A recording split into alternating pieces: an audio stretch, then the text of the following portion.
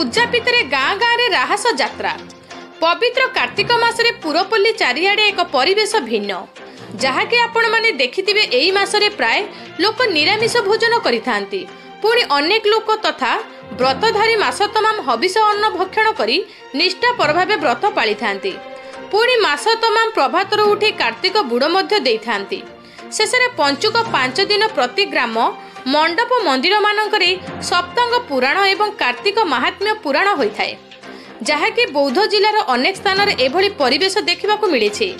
आमे देखा पाइथिलु जिलार Harbhanga block तलंगा panchayat गंडापजु grammar भक्तिमयी परिवेश।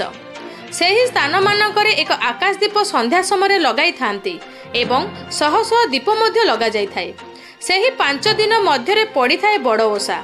शैव पीठरे लगी रही थाए गहली। एही कार्तिक पूर्णिमा को रास पूर्णिमा मध्य कही थांती। एही पूर्णिमा दिन अनेक स्थान रे सांस्कृतिक नाच गीत मध्य अनुष्ठित होई थाए। बौद्धर कुना बेहेरा रिपोर्ट NTV।